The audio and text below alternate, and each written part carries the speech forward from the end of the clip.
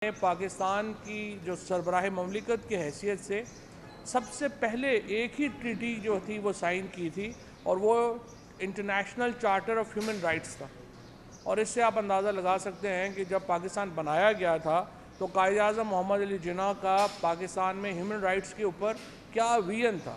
اور دنیا میں جو بھی پاکستان میں انسانی حقوق کی بات کرے گا، پاکستان میں مذہبی آزادیوں پر بات کرے گا، وہ پاکستان کے عوام کا دوست ہوگا اور اسی لیے ہم اس کو ویلکم کہتے ہیں. دوسری بات، جس طریقے سے ہم دیکھ رہے ہیں، تھوڑا سا میں یہاں پہ اس نقطے کو ضرور ایمفیسس کرنا چاہتا ہوں کہ ابھی تک تمام کوششوں کے باوجود، عدالتی احکامات کے باوجود جو مسنگ پرسنز کے معاملات ہیں وہ بڑھتے جا رہے ہیں. اب کہا جا رہا ہے کہ ایک اور ویب ٹیلی ویژن کے کسی بھائی کو اٹھا لیا گیا ہے. دیکھیں، یہ جو کسٹوڈیل ٹارچر ہے، اٹھا کے لوگوں کو لے کے جانا، انہیں برہنہ کرنا، تشدد کرنا، یہ تو ناقابل، آپ سمجھیے کہ ایک ایسا جرم ہے جس کے اوپر کوئی آنکھیں بند کر ہی نہیں سکتا. یہ بالکل ہی، آپ پاکستان کو لاہور، کراچی، اسلام آباد سے اگر لوگ اغوا ہو رہے ہیں اور ان کے کوئی حقوق نہیں ہیں تو پھر آپ یہ تو پاکستان کی ریاست کی دشمنی کر رہے ہیں. اگر آپ یہ کر رہے ہیں تو اس کی ہم شدید مذمت کرتے ہیں. اور پھر جس طرح سے عدالتی احکامات کی پرواہی نہیں کی جا رہی، پرویز الہی صاحب کے اوپر جو ہے وہ ان کی ضمانت ہوئی ہے اور ان کے گھر کے اوپر آپ نے دیکھا کس طریقے سے ان کے گھر کے دروازے توڑے گئے.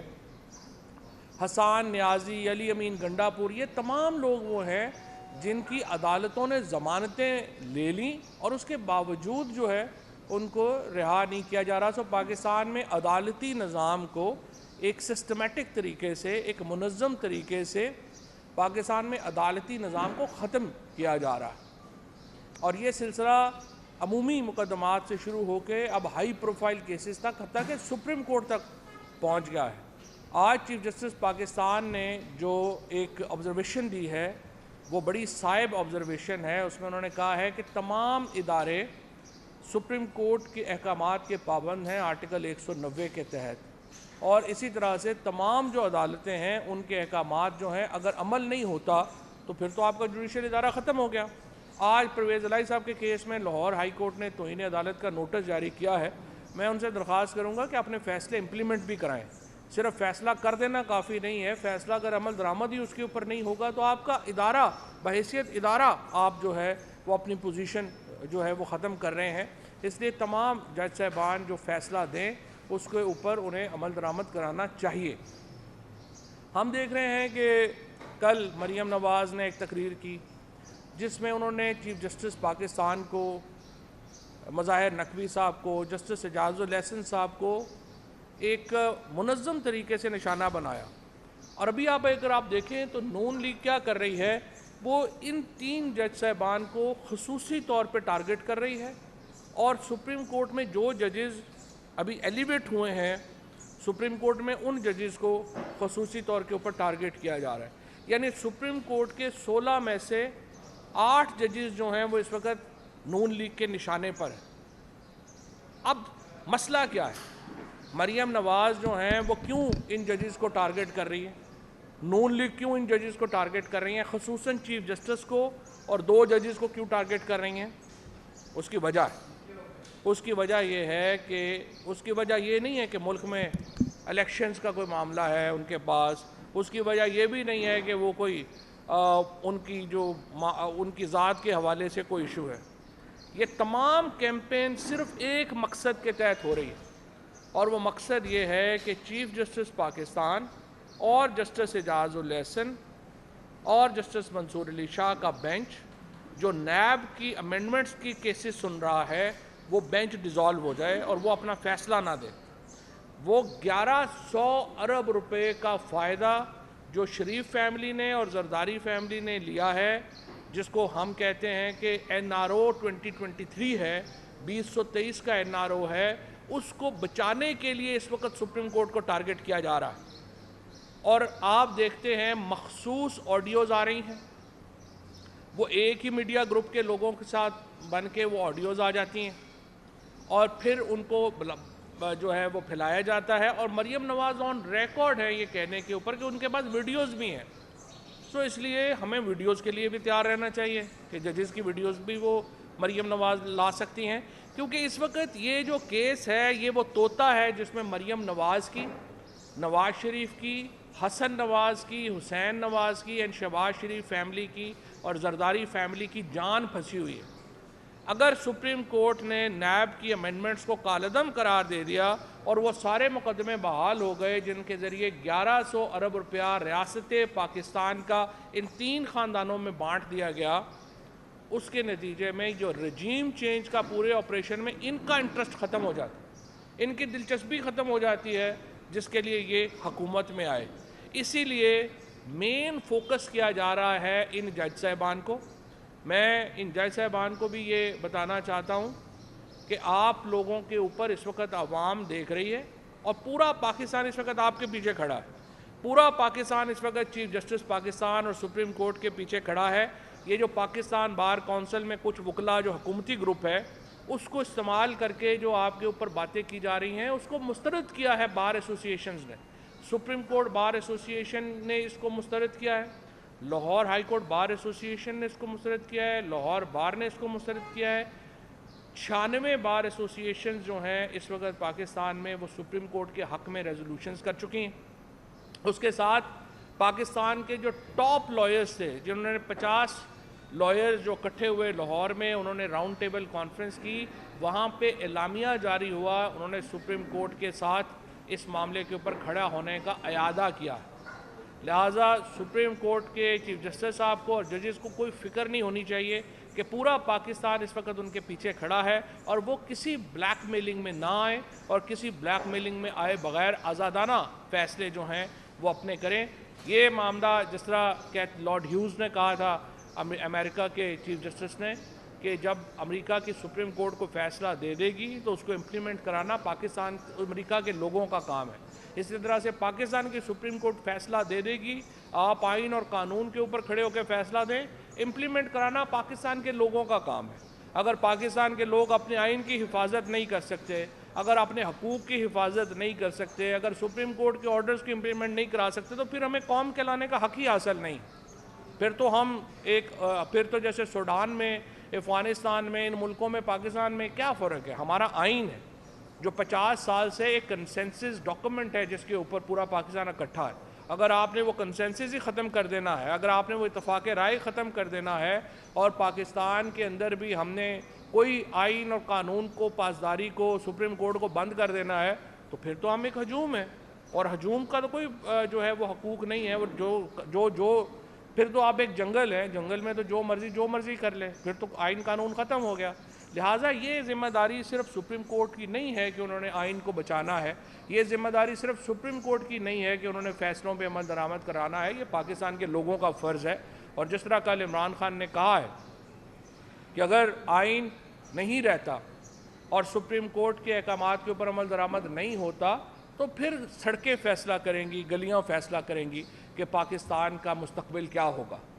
کیونکہ اگر سڑک اور گلی کے اوپر پاکستان کے لوگ نہیں نکل سکتے اپنے حقوق کی حفاظت کے لیے، اگر پاکستان کے آئین کو ختم کر دیا جاتا ہے اور پاکستان کے لوگ گھروں میں بیٹھے رہتے ہیں، اگر سپریم کورٹ کو بند کر دیا جاتا ہے اور پاکستان کے لوگ گھروں میں بیٹھے رہتے ہیں، پھر ہمارا حق ہی نہیں ہے کہ ہم کسی حقوق کے لیے اپنی بات کریں. اور ظاہر ہے کہ پاکستان کے لوگوں کو اپنے حقوق کے لیے خود باہر نکلنا ہوگا. اور انشاءاللہ ہم نے 1 سال سے اس تحریک کو ہر طریقے سے لیڈ کیا ہے اور ہم اس تحریک کو آگے بھی لیڈ جو ہے وہ کریں گے.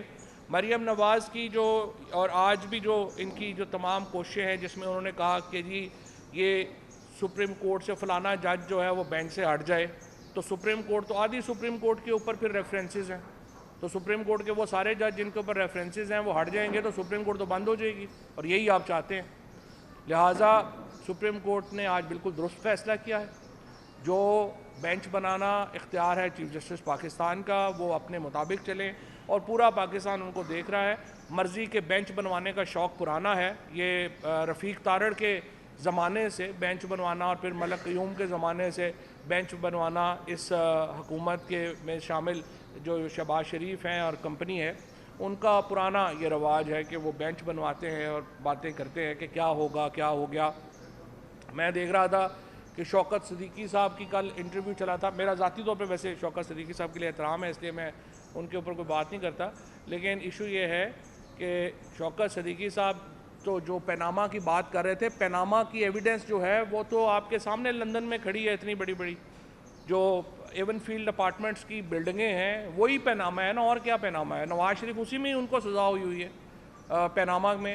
تو جو آج کل ہو رہا ہے اور وہ جو ججز کے ساتھ اور فکسیشن میں ہو رہی ہیں اور جس طریقے سے یہاں پہ دباؤ ڈالا جا رہا ہے انویسٹیگیشن کے اوپر, وہ تو کچھ بھی نہیں ہے جو وہ بات کر رہے تھے. بہرحال لیکن ایک مافیا جو ہے اس سے اس وقت میرا خیال ہے جوڈیشری ایک باقاعدہ مافیا سے ان کا مقابلہ ہے. یہ جو ہم نے دیکھا تھا کہ جو یہ ڈرگ لارڈز ہوتے تھے باہر کیوبا میں, لیٹن امریکہ کے ملکوں میں, وہ تو سپریم کورٹ کو, عدالتوں کو انہوں نے بم بھی مار دیے تھے. یہ بھی بم بھی مارنا چاہتے ہیں ویسے تو سپریم کورٹ کو, صرف تکلف کر رہے ہیں کہ ادھر ادھر سے کبھی کوئی لائر لیڈر لے آتے ہیں, وہ کہہ دیتا ہے یہ کر دیں وہ کر دیں. ان کی کوئی حکومت کے جو پے رول کے اوپر وکلا ہیں ان کی کوئی آواز کی کوئی حیثیت نہیں ہے, اور نہ ہی سپریم کورٹ کو ان کی جو ہے وہ سننی چاہیے. کل مریم نواز نے ایک اور الزام یہ بھی لگایا, انہوں نے کہا کہ بشرا بیگم جو ہیں وہ فائلوں پر دستخط کروانے کے پیسے لے رہی تھی. اب جو بھی آدمی پاکستان میں یا جو بھی تحریک انصاف کا ہے اس کو معلوم ہے کہ جو خان صاحب کی اہلیہ ہیں ان کو کبھی کسی نے دیکھا بھی نہیں ہوگا.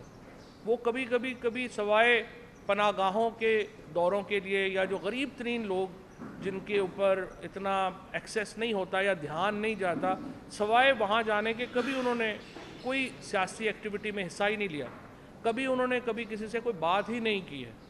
اور ان کے اوپر مریم نواز مسلسل الزامات عائد کر رہی ہیں. اس لیے ہم نے فیصلہ کیا ہے, بشرا بیگم نے یہ فیصلہ کیا ہے کہ ان کی طرف سے ایک نوٹس مریم نواز کو بھیجا جا رہا ہے جس میں انہیں یہ کہا جا رہا ہے کہ ان کے خلاف ہم کرمنل پروسیڈنگز جو ہیں, فوجداری مقدمہ جو ہے وہ ہم دائر کر رہے ہیں پاکستان پینل کوڈ کے تحت, کیونکہ یہاں پہ جو ہرجانے وغیرہ ہے وہ تو آ ہی نہیں رہا, لہٰذا ریپوٹیشن کو ڈیمیج کرنے کے اوپر ان کے اوپر جو ہے وہ کرمنل کیس کرنے کا فیصلہ کیا ہے. اور یہ بشرا بی بی کی طرف سے یہ نوٹس جو ہے وہ مریم نواز کو آج بھیجا جا رہا ہے.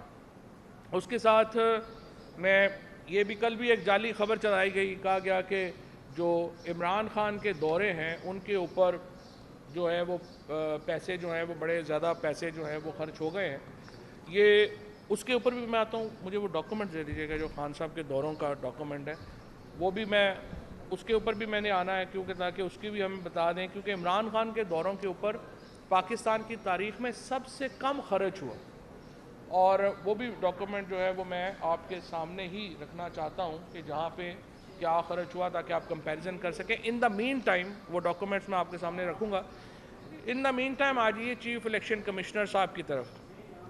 پاکستان میں یوں لگتا ہے کہ عوام کی توہین نہیں ہوتی, باقی ہر جگہ ہر شخص کی توہین ہو جاتی ہے, اور اسپیشلی ہمارے جو چیف الیکشن کمشنر صاحب ہیں وہ توہین کے اوپر بہت ہی سینسٹیو ہیں اور بڑی ان کو دکھ ہوتا ہے کہ ان کی توہین کیسے کی جائے. دیکھیں, عزت زبردستی نہیں کرائی جا سکتی, ڈنڈے کے اوپر عزت نہیں کرائی جا سکتی. عزت کرانے کے لیے آپ کو اپنا کنڈکٹ بہتر کرنا پڑتا ہے, اپنے کام بہتر کرنے پڑتے ہیں. موجودہ چیف الیکشن کمشنر جب سے اس عہدے کے اوپر بیٹھے ہیں انہوں نے اپنے کنڈکٹ سے اپنے عہدے کا وقار کم کیا ہے, اپنے ادارے کو انہوں نے ختم ہی کر کے رکھ دیا ہے. اور جو ان کی ایک ایفیلیشنز ہیں جس کے اوپر وہ بار بار پراؤڈلی کہتے ہیں کہ ان کی ایفیلیشنز ہیں, اس میں بھی انہوں نے ان کی بھی عزت میں اضافہ نہیں کیا. اوورسیز پاکستانیز اگر آج ووٹ کے حق سے محروم ہیں تو اس کی ذمہ دار صرف ایک شخص ہے جس کا نام جو چیف الیکشن کمشنر پاکستان ہے. 1 کروڑ جو اوورسیز پاکستانی ہے آج ووٹ کے حق سے محروم ہے چیف الیکشن کمشنر کے رویے کی وجہ سے. آج پاکستان کے اندر شفاف الیکشنز کے راہ میں سب سے بڑی رکاوٹ اگر کوئی ہے وہ چیف الیکشن کمشنر کی ذات ہے. اور اب جو انہی کے محکمے کے لوگوں کے ذریعے جو چیزیں اب باہر آئی ہیں وہ بہت ہی خوفناک ہیں.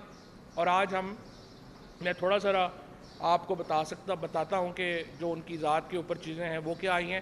اس سے پہلے ظاہر ہے کہ آپ دیکھیں کہ ان کا رویہ چاہے وہ نگران حکومتوں کے قیام کی بات ہو، چاہے وہ آپ کی جو الیکشنز کے اندر جو مشین کے ذریعے ووٹنگ کی بات ہو، چاہے اوورسیز پاکستانیز کو ووٹ دینے کا معاملہ ہو، چاہے فنڈنگ کیس کا معاملے ہو. آپ دیکھیں پی ٹی آئی کا فنڈنگ کیس آیا، اس کے اوپر ایڈجوڈیکیشن ہو گئی، وہ عدالتوں سے اڑ بھی گیا.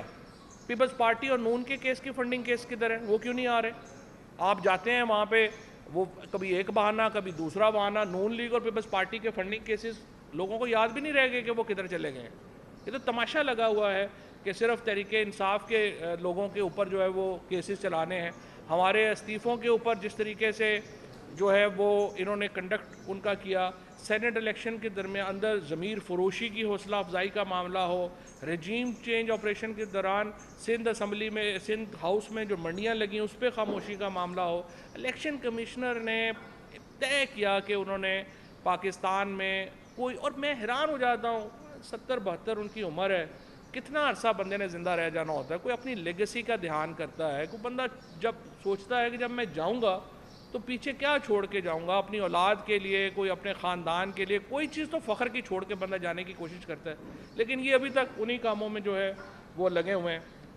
اب سب سے پہلے میں آپ کو بتانا چاہتا ہوں کہ انہوں نے کیا کیا. دیکھیں، پہلی بات کہ آرٹیکل 221 کے تحت جو الیکشن کمیشن میں جو تعیناتیاں ہیں، یہ اختیار الیکشن کمیشن کا تھا. یعنی 5 ممبران نے یہ تقرریاں کرنی تھیں، وہ چیف الیکشن کمیشنر نے خود اپنے پاس لے لیا. پریزیڈنٹ آف پاکستان سے بھی اس کی جو ہے وہ کوئی انہوں نے اس کی نہیں بنائی، جو رولز اینڈ ریگولیشنز تھے ان کو فالو نہیں کیا گیا. اکاؤنٹس گروپ کے ریٹائرڈ افسر ہیں منظور اختر ملک صاحب، وہ ریلوے سیکٹری تھے جب یہ، تو اس وقت بھی ان کے ساتھ تھے. ان کو ایڈیشنل سیکٹری ایڈمن تعینات کیا گیا اور کوئی اشتہار بھی اس ضمن میں نہیں دیا گیا.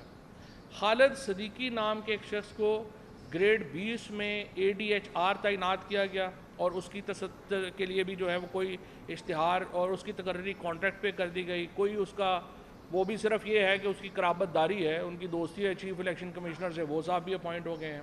اچھا، اب یہ جو منظور اختر ملک صاحب ہیں، ان کے رشتہ دار ہیں اور ریلوے سے اسسٹنٹ ریٹائر ہوئے ہیں ملک محبوب علی. ان کو ڈپٹی ڈائریکٹر بجٹ میں 18ویں گریڈ میں تعینات کر دیا گیا. 18ویں گریڈ کی نوکری دے دی ہے، کوئی نوکری دی. یہی کوئی پولیٹیشین کسی نے دی ہوتی، اب تک وہ نیب کے چکر لگا رہا ہوتا اور ساری چیزیں جو ہیں وہ اس کا ہو گیا ہوتا. خرم شہزاد نامی ایک شخص جو ہے وہ بھی یہاں پہ لیگل کنسلٹنٹ تھا جب وہ ریلوے میں تھے. ان کو 20ویں گریڈ میں ایڈیشنل ڈائریکٹر جنرل لا تعینات کر دیا گیا. اور اب خرم شہزاد کا پہلے ایڈ دیا گیا تھا، وہ پورا نہیں ہوتا، پھر خرم شہزاد سے لے کے ایک باقاعدہ اس کو ایک فوٹو کاپی بنا کے کہ خرم شہزاد نہیں لگنا ہے، وہ اشتہار جو ہے وہ چھاپا گیا. اسی طرح سے ڈی جی لا کی کانٹریکٹ جو ہے وہ دیا گیا ہے. ڈی جی پولیٹیکل فائنینس بھی ایک ریٹائرڈ افسر ہے، اس کو بھی اسی طریقے سے جو ہے وہ لگا دیا گیا. ڈی جی ڈیولپمنٹ کو بھی بغیر کسی اشتہار کے کانٹریکٹ پہ کمیشن میں جو ہے وہ بھرتی جو ہے وہ کیا گیا. پھر ایک پروجیکٹ مینجمنٹ یونٹ تشکیل دیا گیا ہے جو اس وقت لاکھوں روپیہ تنخواہیں جو ہے وہ لے رہا ہے، اور اس کے لیے بھی کوئی طریقہ کار جو ہے وہ نہیں بنایا گیا. اس کے ساتھ ایڈیشنل سیکرٹری ایڈمن جو بنیادی طور پہ AGPR کا تھا، اور اس کو جو ہے وہ ڈیپوٹیشن پر الیکشن کمیشن میں تعینات جو ہے وہ لے آئے تاکہ ان کو جو ہے وہ بڑا اس کو عہدہ دیا جا سکے. 2021 میں گریڈ 17 کے الیکشن آفیسرز کی بھرتیاں ہوئیں. 65 سے 75 امیدواروں کے انٹرویو کیے گئے. سلیکشن کے دوران خود چیف الیکشن کمشنر نے کہا جی میں نے پینل میں بیٹھنا ہے، وہ پینل میں بیٹھ گئے اور سارے لوگ جو ہیں وہ اپنی مرضی سے اپنے کر لیے. اور سرگودا سے بھی انہوں نے جہاں سے وہ ہیں وہاں سے لوگ جو ہیں وہ وہاں پر بھرتی ہو گئے. اپنے جو بردر ان لا ہیں ان کے بیٹے کو بھی ملازمت جو ہے وہ وہاں یہاں پہ دلوا دی. وہ اس وقت CDA میں چھوٹے گریڈ کے اوپر تھا، اس کو چیف الیکشن کمیشن میں لے آئے، اس کو بڑے عہدے کے اوپر دلوا دی. ایک خاتون آفیسر ہیں، وہ چیف الیکشن کمشنر کے ساتھ کام کر چکی تھی، ان کو 19ویں گریڈ میں وہ ان کو ڈائریکٹر پبلک ریلیشنز لگا دیا گیا ہے. اب گریڈ 20 کا additional director general public relation کا آفس بھی ان کو سونپ دیا گیا ہے. گریڈ 17 کے 3 افسران کو جو ہے وہ چیف الیکشن کمشنر نے سپرسیڈ کر دیا کہ یہ وہ ان کی ہمیں شکلیں پسند نہیں ہیں. اس کے ساتھ محمد صدیق نام کے ایک افسر کو الیکشن کمیشن آف پاکستان سے ہٹا کر راولپنڈی میں ڈسٹرکٹ الیکشن کمشنر تعینات کیا گیا. اور پھر اسے فوراً اٹھا کے بکر بھیج دیا اور پھر خیبر پختونخوا کے ضلع کوستان میں پہنچا دیا کہ اور وہاں کوستان میں تقرری کے آرڈرز ملے، اس کو دل کا دورہ پڑا، وہ بیچارہ وہیں پہ اس کی ڈیتھ ہو گئی۔ اس طرح سے الیکشن کمیشن آف پاکستان چل رہا ہے۔ فقیر محمد جو تھے، جو ڈسٹرکٹ الیکشن کمیشنر لکی مروت تھے، اسے بلوچستان کے ضلع وشوق میں جو ہے وہ پھینک دیا گیا۔ اس کے ساتھ انضباطی کارروائیوں کے اوپر بھی جو ہے جو لوگوں کی وہاں پہ ہیں حالات وہ بڑے زیادہ برے ہیں، سارے لوگ جو ہیں وہ وہاں پہ الیکشن کمیشن میں جو اس وقت کوئی تکی نہیں بنتی تھی کہ انہوں نے 6 کروڑ روپے کی لاگت سے ایک نیا الیکشن کمیشن صاحب نے اپنا دفتر بنایا۔ ایک طرف ہمارے پاس کہتے ہیں زہر کھانے کے پیسے نہیں ہیں، پہلے انہوں نے 10 کروڑ روپے کا اشتہار دے دیا اپنے گھر بنوانے کے لیے اور پھر 6 کروڑ روپے کا اپنا دفتر بنوا دیا الیکشن کمیشن میں۔ ایک طرف کہہ رہے ہیں الیکشن کمیشن کے پاس زہر کھانے کے پیسے نہیں ہیں، کچھ کرنے کو نہیں ہے، دوسری طرف آپ ایسے پیسے اڑا رہے ہیں جیسے باپ کا مال ہے اور کوئی پرابلم ہی نہیں ہے کسی کو۔ پھر ضلع سرگودا میں انہوں نے 4 کنال زمین خریدی 32 کروڑ روپے کی اور کہا گیا کہ جناب یہ وہاں پہ جو ہم الیکشن کمیشن آفس جو ہے وہ بنا رہے ہیں، 32 کروڑ کی تو خالی زمین ہے، اس کے اوپر آپ اندازہ لگا لیں کہ وہ سرگودا میں اتنا بڑا آفس جو ہے الیکشن کمیشن کا، اس کی تو کوئی سمجھ ہی نہیں آتی کہ کیا تک ہے۔ اسی طرح سے جو رزلٹ مینجمنٹ کے لیے اوورسیز پاکستانیز کے لیے جو سافٹ ویئر کی تیاری کی غرض سے جو پروجیکٹ مینجمنٹ یونٹ بنایا، اس کے اوپر کروڑوں روپیہ خرچ ہو چکا ہے اور وہ پروجیکٹ کا پتہ ہی نہیں ہے کہ کدھر ہے، اور اب 12 کروڑ روپیہ اس فرم کو علیحدہ دے دیا گیا ہے۔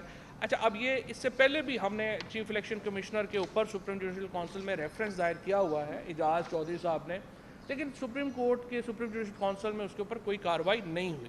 اب یہ نیا ریفرنس کل Tehreek Insaf chief election commissioner کے خلاف جو ہے وہ سپریم جوڈیشل کونسل کو بھیج رہی ہے، اور جس میں ہم چیف جسٹس صاحب سے یہ استدعا کرنا چاہتے ہیں کہ سر دیکھیے، اس طرح سے اس وقت جو آپ کے احکامات کو اگر ڈیفیٹ ہو رہی ہے تو الیکشن کمیشن کی وجہ سے، الیکشن کمشنر کی وجہ سے ہو رہی ہے۔ یہ کوئی طریقہ نہیں ہے کہ چیف الیکشن کمشنر ایک پولیٹیکل پارٹی کا کرونی بن کے وہ جو ہے وہ پلے اراؤنڈ کرے، اور پورے پاکستان کو ایک جو ہے وہ آپ نے ایک بنا دیا ہے کہ جیسے ہمیں لگ رہا ہے کہ ہم کوئی دہشت گردوں کے رحم و کرم کے اوپر چلے گئے ہوئے ہیں، جہاں پر ایڈمنسٹریٹو دہشت گردی ہو رہی ہے، جہاں پہ لوگوں کو اس طرح سے اٹھا کے لے جایا جا رہا ہے، پولیٹیکل رائٹ سے محروم کیا جا رہا ہے، اور الیکشن کمیشن حکومت کی اس سازش میں کہ لوگوں کو ووٹ کے حق سے محروم کیا جائے مکمل طور کے اوپر شامل ہے۔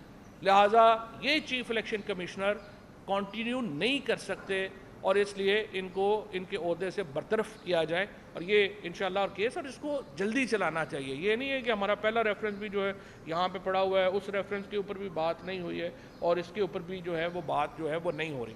اب میں صرف آنا چاہتا ہوں یہ جو عمران خان صاحب کے دوروں کے اوپر جو بات کی گئی۔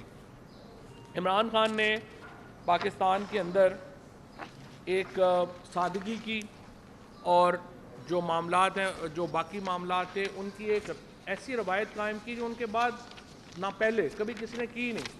الحمدللہ ایک شفاف حکومت دی۔ آج آپ دیکھیے کہ ان کو کیوں بلاسفمی لاز کے سہارا لینا پڑ رہا ہے۔ آج عمران خان صاحب کے اوپر جو 121 کیسز ہیں، ان میں ایک کیس نہیں ہے مالیاتی بدعنوانی کا۔ یہ پاکستان میں تحریک انصاف اور عمران خان ایک اس کے اوپر فخر کر سکتے ہیں، پوری کابینہ کے اوپر 1 روپے کا کیس نہیں ہے مالیاتی بدعنوانی کا۔ تمام لوگوں کے اوپر کیا کیسز ہیں؟ اینٹی ٹیررزم کے، کسی اینٹی ٹیررزم کے، بلاسفمی کے کیس کر دو، اینٹی ٹیررزم کے کیس کر دو، اور یہ بہت بڑا میں سمجھتا ہوں کہ فخر ہے پی ٹی آئی کو عمران خان کے اوپر اور اپنی لیڈرشپ کے اوپر کہ کس طریقے سے انہوں نے حکومت کی ہے۔ 75 سال میں اس سے کلین گورنمنٹ پاکستان میں نہ کبھی آئی، اور اب بھی اس کے بعد بھی جو ہے یہ جو حالات ہیں اس میں کوئی اس کا تصور نہیں ملتا۔ عمران خان کے دورے سے پہلے نواز شریف صاحب 4 ارب 31 کروڑ روپیہ، آصف زرداری 3 ارب 16 کروڑ روپیہ، شہباز شریف 8 ارب 72 کروڑ روپیہ، شاہد کاکان عباسی 35 کروڑ، یوسف رضا گیلانی 24 کروڑ، راجہ پرویز اشرف 3 کروڑ، ممنون حسین 3 کروڑ، 17 ارب 13 کروڑ کے انہوں نے جو ہے وہ صرف دورے کیے تھے۔ آصف زرداری کے دورے کے اوپر 1 ارب 42 کروڑ، نواز شریف کے اوپر 1 ارب 83 کروڑ شاہد کاکان کے اوپر 25 کروڑ روپیہ جو ہے وہ خرچ جو ہے وہ آیا تھا. یہ ابھی ہم آپ کو یہ فگر ساری جو ہے وہ میں جاری کر دوں گا. عمران خان کے جو دورے ہیں ان کی، اب یہ میں نے آپ کو ان کے دوروں کی تفصیل بتائی ہے جو کوئی بھی ارب روپے سے کم کا نہیں. عمران خان کے امریکہ کے دورے کے اوپر 1,77,000 روپے خرچ آیا. افغانستان کے دورے کے اوپر 14,40,000 روپے خرچ آیا. سوئٹزرلینڈ کے دوروں کے اوپر جو 2 تھے 1,02,00,000 روپے خرچ ہوئے، اور چین کے دورے کے اوپر 9 لاکھ روپے خرچ ہوئے. ٹوٹل عمران خان کے دوروں کے اوپر 17 کروڑ روپے خرچ ہوئے، اور نواز شریف کے دورے کے اوپر 4,31 کروڑ روپیہ، آصف زرداری کے اوپر 3,16 کروڑ روپیہ، اور شہباز شریف کے اوپر 8,72 کروڑ روپیہ خرچ ہوا. جسٹ کمپیریزن میں آپ کو دے رہا ہوں. عمران خان کے مجموعی دوروں کے اوپر 17 کروڑ 60 لاکھ روپے خرچ ہوئے، اور نواز شریف کے دورے کے اوپر 4,31 کروڑ، آصف زرداری کے دورے کے اوپر 3,16 کروڑ، شہباز شریف کے دوروں کے اوپر 8,72 کروڑ روپے خرچ ہوئے. اور آپ کو معلوم ہے کہ 2 ارب روپیہ شہباز شریف صاحب ابھی 1 سال میں دوبارہ خرچ کر چکے ہیں، اور بلاول بھٹو زرداری کے دوروں کی تفصیلات دینے سے انکار کر دیا ہے حکومت نے قومی اسمبلی میں. مطلب اس سے بڑا کوئی مذاق ہوگا کہ بلاول بھٹو صاحب جو ہیں وہ around the world in 80 days کے اوپر جو ہے وہ نکلے ہوئے ہیں. پتہ نہیں انہوں نے ایسے ایسے ملک بھی دیکھ لیے ہیں جن کے سپیلنگ بھی ان کو نہیں آتے ہوں گے، اور جب دیکھیں وہ جہاز میں بیٹھے ہوئے ہیں، وہ روانہ ہوئے ہیں، کوئی سمجھ نہیں آتی کیوں جا رہے ہیں ادھر، کیا ہو رہا ہے. اور وہاں پہ جا کے ہمیں تو پتہ بھی نہیں انہوں نے کیا کیا ہے، کیونکہ ہم ان کے دوروں کے ہمیں تو نہیں پتہ کہ کوئی آؤٹ کم کیا نکلا ہو. افغانستان سے ہمارے تعلقات تباہ ہو گئے ہیں. سعودی عربیہ UAE جو ہے ان کے ساتھ تعلقات آپ کے سامنے ہیں. چائنا سے آپ کے تعلقات آپ کے سامنے ہیں. ایک طرف سفارتی تنہائی ہے، دوسری طرف بجٹ جو ہے وہ ان کا اتنا بڑھ گیا ہے.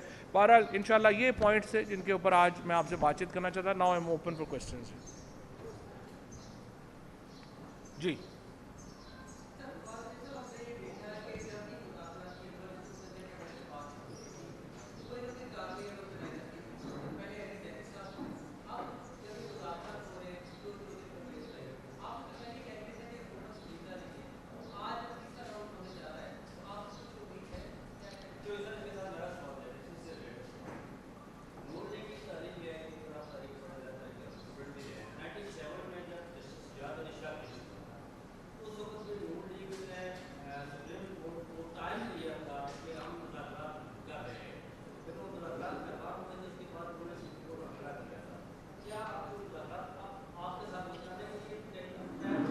تو میں یہ سمجھتا ہوں کہ جو مذاکرات کی جہاں تک بات ہے، نون لیگ کی انٹرنل سیاست جو ہے وہ مذاکرات کو نقصان پہنچا رہی.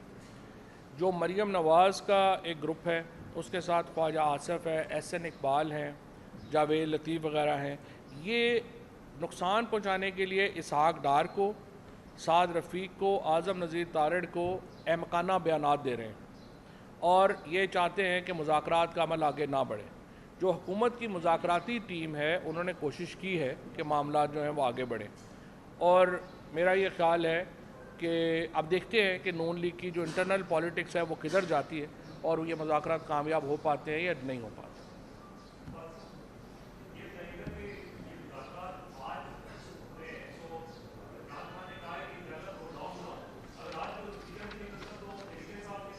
نہیں، مذاکرات آج کا دن آخری دن ہے، اس کے بعد نہیں ہو.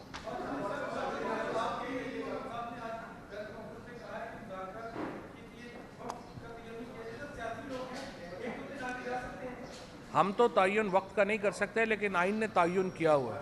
مسئلہ یہ ہے کہ آئین کے مطابق آپ انتخابات کو آگے 14 مئی سے آگے پنجاب کے الیکشنز نہیں ہو سکتے، اور اگر آپ 14 مئی سے آگے لے کے جانا چاہتے ہیں اس کے لیے آئینی ترمیم چاہیے. اور جب تک سیاسی جو آخری میں بھی چیف جسٹس صاحب نے یہی کہا تھا کہ اگر آپ آپس میں بات چیت کر کے کوئی حل نکال سکتے ہیں تو پھر ظاہر ہے کہ آپ کو آئین کے اندر ترمیم کرنی پڑے گی. موجودہ آئین کے ہوتے ہوئے تو آپ 14 مئی سے آگے نہیں جا سکتے.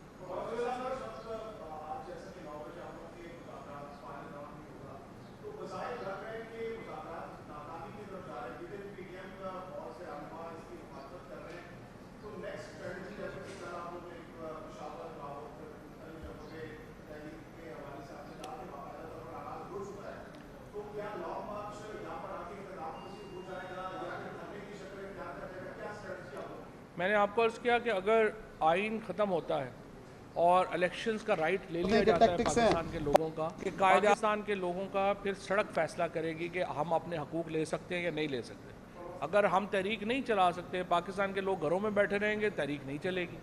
اگر آپ نے اپنے حقوق مانگنے سے ملتے ہیں، گھروں میں بیٹھے رہنے سے تو نہیں ملتے، تو انشاءاللہ ہم لیڈ کریں گے، اور جس طرح سے عوام نے اس کو ہمیشہ سپورٹ کیا ہے، آپ دیکھیں گے عوام سپورٹ کرے۔ جی مزید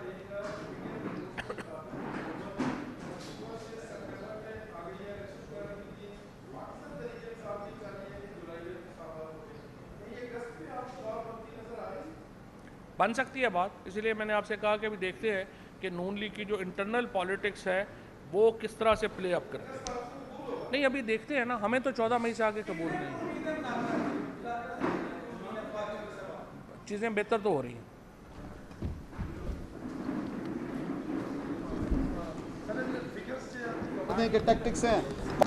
قائد اعظم محمد علی جناح نے پاکستان کی جو سربراہ مملکت کی حیثیت سے سب سے پہلے ایک ہی ٹریٹی جو تھی وہ سائن کی تھی، اور وہ international charter of human rights تھا۔